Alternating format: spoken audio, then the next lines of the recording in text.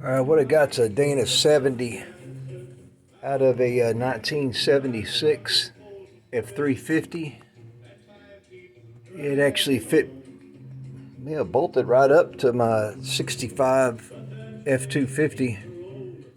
The only thing that didn't work was the parking brake cables.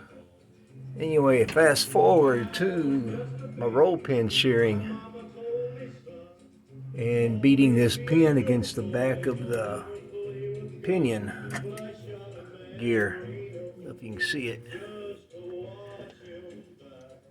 Anyway, I did a little reading. Since the carrier was wallered out, I wasn't worried about it.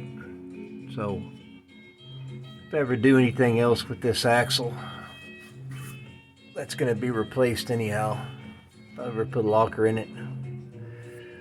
But since this was wallered out, I've got the original axle and I've got a limited slip and some new gears for it. Just need this thing to last until I get done with the roof. So anyway, found some interesting information on protecting these gears on Pirate 4x4. Gobbed it up with grease and some thick aluminum foil. It looks like it worked. Even with my bad welding. Yeah, we'll get that butter and bubble gum off there. I'll clean that up later. All I needed to do is keep that pin in place. It was all beat up and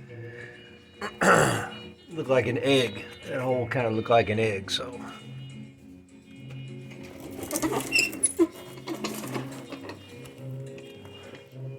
What I'd like to point out about this axle is I've never liked on these half tons and 3/4 tons how skinny the back axle was, and the front wheels always kind of bulged out, but on this one it doesn't do it.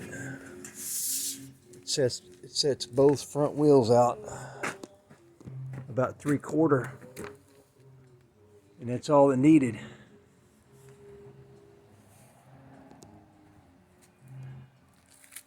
Probably nobody else notices, but it bugged me.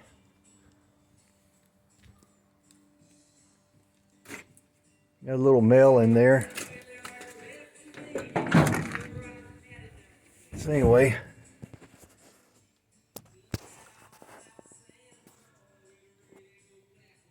I got 13, well, it's 113 since I've had it. I've rolled it over once. It's probably rolled over before I got it.